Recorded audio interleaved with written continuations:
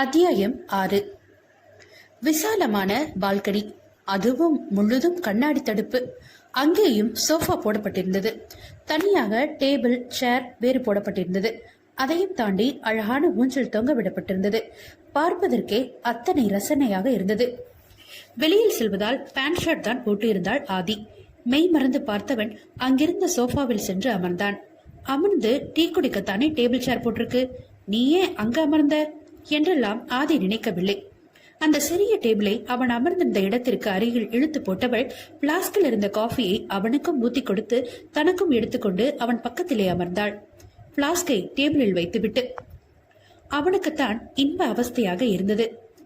இவ கொஞ்சம் முரண்டாவது பிடிக்கலாம், இப்படி உரசிக்கிட்டு மனசு திக் ஆக்குறாளே என்று நினைத்தவனை பார்த்து பொன்னகைத்தவள், என்ன யோசனை என்றாள் புருவம் உயர்த்தி. கொல்றடி என்று சொல்லியே விட்டான். அப்படியா என்பது போல் பார்த்தவள், பிடிக்கலையா என்றாள் புன்னகை முகமாக. பிடிக்கலன்னு எப்படி சொல்ல முடியும் என்றவனை பார்த்து சத்தமாக சிரித்தவள், அப்புறம் ஏன் குடிக்காம வச்சிருக்கீங்க லிங்கம் என்றவள் மர்மமாய் புன்னகைத்தாள்.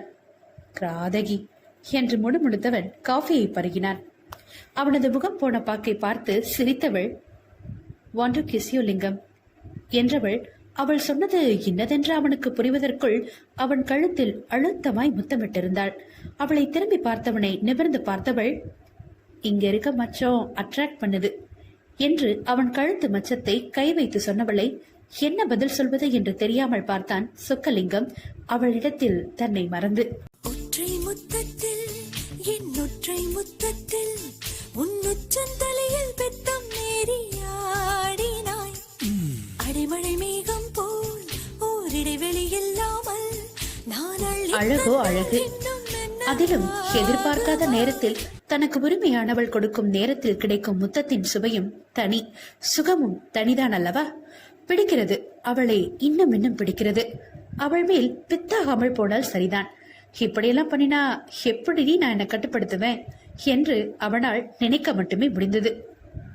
ஓகே லிங்கம், டயர்டா இருப்பீங்க, நீங்க ரெஸ்ட் எடுங்க, நான் ஆபீஸ் போயிட்டு அப்படியே கமிஷனரை பார்த்துட்டு வரேன் என்றவளிடம், ஐயோ நீ ஏன் இப்போ தனியா போற, நானும் கூட வரேன் என்றெல்லாம் அவன் சொல்லவில்லை.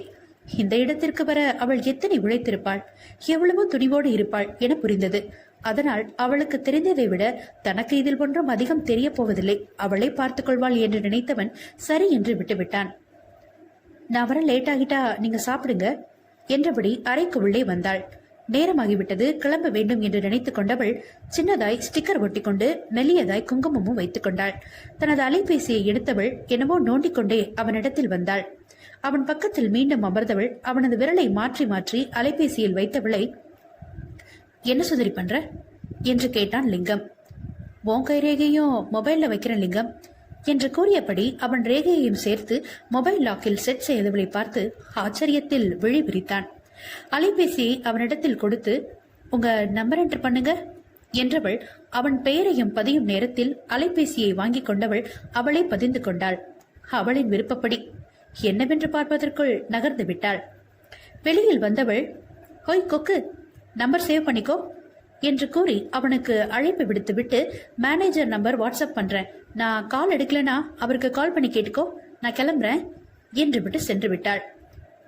நான் புருஷனா இவ புருஷனா, நான் பண்ண வேண்டியதை சொல்ல வேண்டியதெல்லாம் இவளே பண்ண சொல்றா, சொல்லிட்டு போயிட்டா என்று நினைத்தவனுக்கு வெக்கத்தின் மீதி இன்னமும் மிஞ்சி இருந்ததோ என்னவோ. அண்ணா நேரா ஆபீஸ் போயிடுங்க என்றவள் முன்னிருக்கையில் அமர்ந்தபடி தன் அன்னைக்கு அழைத்தாள். அவர் எடுத்ததும், சாரி மாம், கால் பண்ண மறந்துட்டேன் என்றவளிடம் அவருக்கு கோபமெல்லாம் இல்லை.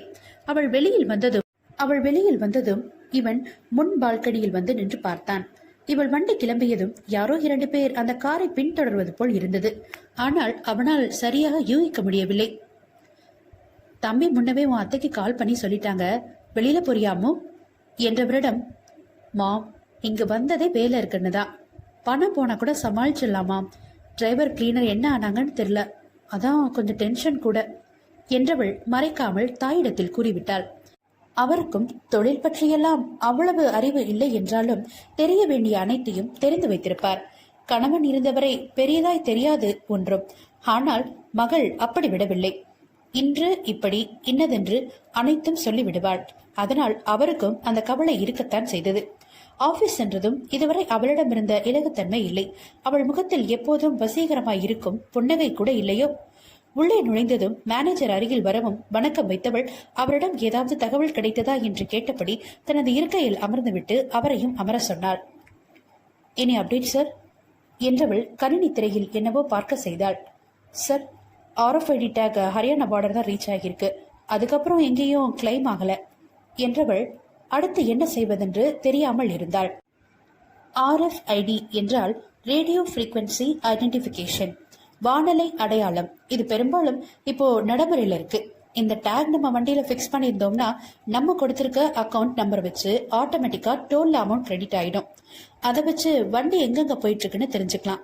அதில் தான் பார்த்தாள் வேறு எங்கேயும் அமௌண்ட் கிரெடிட் ஆகியிருக்கா என்பது போல். அதன் பின் அதை ஒரு பிரிண்ட் எடுத்துக்கொண்டவள் கமிஷனர் அலுவலகம் நோக்கி சென்றாள், மேனேஜரை அழைத்து கொண்டு. அவரிடம் சில பல விடயங்கள் விவாதித்தவள் அவள் கொண்டு வந்ததையும் கொடுத்தாள். அதை வாங்கி பார்த்தவர், இதை வைத்து அம்மாநிலத்தில் உள்ள காவல் நிலையத்திற்கு ஒரு கம்ப்ளைண்ட் ரெஜிஸ்டர் பண்ணுவோம் என்றவர் அவளிடம் வண்டி நம்பர், ஓட்டுநர், கிளீனர் பெயர்கள், அவர்களது அலைபேசி எண் என்று அவருக்கு தேவையான விடயங்களை பெற்றுக்கொண்டார். விடை பெற்று கிளம்பியவள் மீண்டும் அலுவலகம் வந்து சேர்ந்தாள்.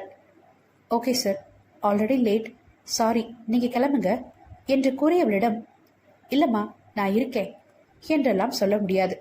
அனுதாபம் எனக்கு வேணாம் சார், உங்க வேலையை சரியா செய்யுங்க, அது போதும் என்று விடுவாள்.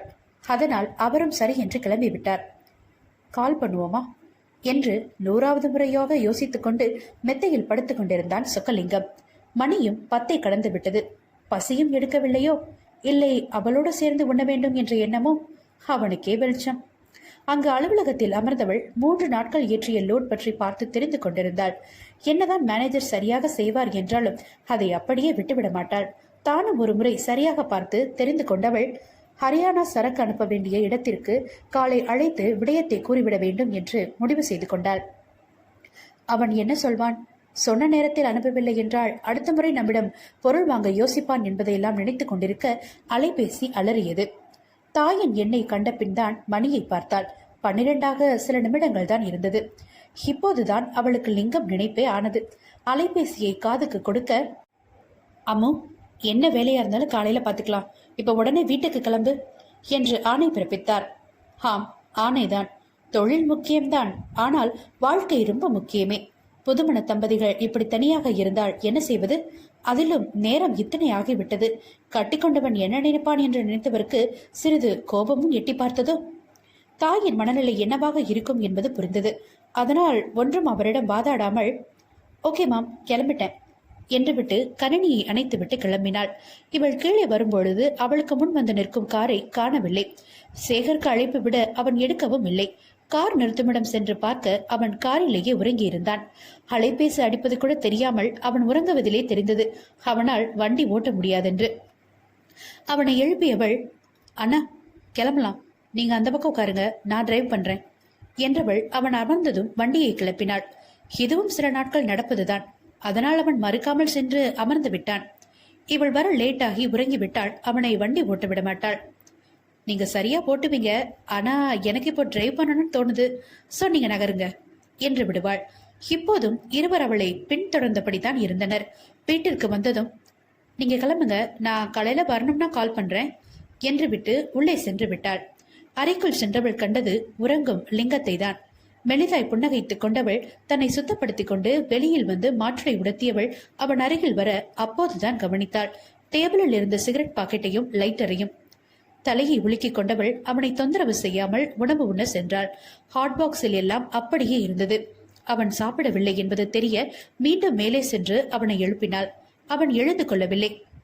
ஏ கொக்கு, எனக்கு பசிக்குது என்றவள் அவன் தோளில் பற்றென்று அடிக்க விழுத்து கொண்டான். எப்படி வந்த? நான் தூங்கிட்டேன் என்று இயல்பாய் கூறியவனை பார்த்து புன்னகைத்தவள், முகம் கழுவிட்டு வாங்க, சாப்பிடுவோம், பசிக்குது என்றாள். எனக்கு வேண்டாம் என்று அவன் மறுக்கவெல்லாம் இல்லை. மாறாக உடனே எழுந்தவன் 2 minutes என்று விட்டு சென்றான். பாதி நேரம் கார் ஓட்டி வந்ததற்கே இவ்வளவு வசதி. தூங்கிவிட்டோம். இவ எப்படி தொடர்ந்து டிரைவ் பண்ணிட்டு ஆபீஸ் போயிட்டு வந்தோம் இப்படி இருக்கிறா என்று நினைத்தபடி உணவை அருந்தினான். அவளும் சாப்பிட்டாலும் அவனுக்கு தேவையானதை வைத்தபடி இருந்தாள். ஓய் சுந்தரி, நீ சாப்பிடு, நான் எடுத்துக்கிறேன் என்றவனை, எடுத்துக்கொள்ளிங்கம், நான் என்ன வேணாம்னு சொல்றேன் என்றவள் என்ன அர்த்தத்தில் சொன்னாலோ அவளுக்கே வெளிச்சம். ஆனால் அதை கேட்டவனுக்கு அப்படி ஒரு புன்னகை. புது மாப்பிள்ளைக்கு உரிய சீண்டல் தலை தூக்க, அப்போ எனக்கு என்ன வேணுமோ நானே எடுத்துக்கலாம்னு நீயே சொல்ற, அப்படித்தானே என்றவனின் கேள்விக்கு வாயில் உணவு இருந்ததால் ஆம் என்பது போல் தலையசைத்து சில உணவு பாத்திரத்தை அவன் அருகில் நகர்த்தினாள். அவள் அடுத்த வாய் உணவு வைக்கப் போக குனிந்து அதை இவன் பெற்றுக்கொள்ள, ஐயே சி எச்சில் என்றெல்லாம் அவள் சொல்லவில்லை. மாறாக இன்னொரு வாய் உணவை அவனுக்கு அவளாகவே ஊட்டிவிட்டாள். முகத்தில் அத்தனை புன்னகை, அழகான புன்னகை. இதுவும் அவனுக்கு பிடிக்கிறது. இவள் எப்படி இப்படி என்று வியக்காமல் அவனுக்கு இருக்க முடியவில்லை. மீண்டும் மூட்ட அவள் வர, நீ சாப்பிட்டு சுந்தரி என்றவன் அவன் தட்டில் இருந்ததை உண்டு முடித்தான். காரணமே இன்றி இந்த பாடல் வரி அவனுக்கு வந்தது போக சத்தமாக சிரித்து விட்டான். அர்த்தராத்திரியில் அவனது சிரிப்பு எதிரொலித்தது. ஐயோ லிங்கம், என்ன செய்றீங்க? சமைக்கிறவங்க அந்த ரூம்ல தான் தூங்குறாங்க என்றதும் வாயை மூடிக்கொண்டான். ஆனால் புன்னகை அப்படியே இருந்தது. தோள் மேல நான் தூக்கி ஊர் சுத்தவா, வாயோடு வாய் வச்சு சொருட்டவா. இப்படி கொடுத்திருந்தா எப்படி இருந்திருக்கும் என்று நினைக்க நினைக்க புன்னகை அவனுக்கு. அவனது சிரிப்பு இவளுக்கும் தொற்றியது. இங்கு அவளுக்கு காரணங்கள் தேவைப்படவில்லை. என்னவன் நிறைவாக சிரிக்கிறான், எனக்கும் அதில் மகிழ்ச்சியே என்ற நிறைவுதான். நீங்க ரூம் போங்க, நான் லைட்ஸ் ஆஃப் பண்ணிட்டு வரேன் என்றவளின் பேச்சை தட்டாமல் செய்தான். அறைக்கு வந்தவன் அங்கிருந்த சிகரெட்டை பார்த்தவன், பார்த்திருப்பாளோ என்று நினைத்தபடி அதை எடுத்து வேறு இடத்தில் வைத்தான். மறைக்க வேண்டுமென நினைக்கவில்லை. ஆனால் அவளுக்கு இது பிடிக்கவில்லை என்பது புரிந்தது. அதற்காகவெல்லாம் உடனே அவனது 6ஆம் விரலை விட்டுவிட முடியாதே அவனால். அவள் அறைக்குள் நுழைய இப்போதுதான் மணியை பார்த்தான். 1 என்று காட்டியது. இவளோ நேரமாகிவிட்டதா என்று நினைத்தபடி கட்டிலில் சாய்ந்து அமர்ந்திருந்தான். இப்போதுதான் அவளை கவனித்தான். ஷர்ட், ஒரு லாங் ஸ்கர்ட் அணிந்திருந்தாள். அது எப்படித்தான் இவ ஒரு ட்ரெஸ்லயும் ஒரு வயசுல தெரியவாளோ, இப்ப ஏதோ ஸ்கூல் புள்ள போல தோணுது என்று நினைத்தபடி அவளை பார்க்க ஆதி அவனை பார்க்கவில்லை. தனது மடிக்கணினி எடுத்துக்கொண்டவள், நீங்க தூங்குங்க என்று விட்டு பால்கனி சென்று விட்டாள். அவனுக்கு அப்படி இப்படி என்ற ஆசை எல்லாம் இல்லை. ஆனால் புஷ் என்று ஆகிவிட்டது. அருகில் இருந்தால் நன்றாக இருக்கும் என்ற ஆசை, அவ்வளவுதான். ஏனோ அவளிடம் நெருங்கி போக இயல்பா இப்போது தோன்றவில்லை அவனுக்கு. கல்யாணம் முடிந்த கட்டாயத்திற்கு உடனே கட்டிலில் கூட வேண்டுமென்று இல்லையே. இருவருக்குமே கூடல் என்பது இயல்பாய் சகஜமாய் இருக்க வேண்டும், கட்டாயமாக இருக்க வேண்டாம் என்று நினைத்து கொண்டான். அவளுக்கு அது போன்ற எண்ணம் இருந்திருந்தால் உறங்க வந்திருப்பாள். அவளுக்கும் வேலை பிரச்சனை என்பதால் இதை பற்றி பெரிதாய் நினைக்க முடியவில்லை. கணினியில் ஏதேதோ பார்த்தபடி சோஃபாவில் அமர்ந்திருக்க அவள் அருகில் அரவமுறந்து திரும்பி பார்க்க லிங்கம் தான் அவனது அலைபேசியை நோண்டியபடி அவள் பக்கத்தில் அமர்ந்தான். தூங்கலையா லிங்கம் என்றவள் கேள்வி கேட்டாலும் கண் மடிக்கடினில் தான் இருந்தது. இவன் இல்லை என்று தலையசைத்தது அவளுக்கு தெரியவா போகிறது? பதில் வரவில்லை என்று நிமிர்ந்து அவனை பார்க்க கேண்டி கிரஷ் விளையாடி கொண்டிருந்தான். சிறிது நேரம் ஏதேதோ பார்த்து கொண்டிருந்தவள் அப்படியே அதில் மூழ்கி போக அவள் கையை விலக்கியவனை என்னவென்று பார்க்க அலைபேசியை அவள் மடிக்கணினி பக்கத்தில் வைத்துவிட்டு அவள் மடியில் தலை வைத்து சோஃபாவில் காலை குறுக்கி படுத்துக் கொண்டான். அவன் செயலை புன்னகையோடு பார்த்தவள் அவன் தலைமுடியை கோதியபடி வேலையை பார்த்தவள் சிறிது நேரத்தில் அணைத்து விட்டாள். உள்ள போகலாமா என்றவளிடம் என்று சொன்னானே தவிர எழுந்து கொள்ளவில்லை அவன். அவன் நெற்றி தழும்பை வருடிய அவள் அப்படியே பின்னே சாய்ந்து கொண்டாள்.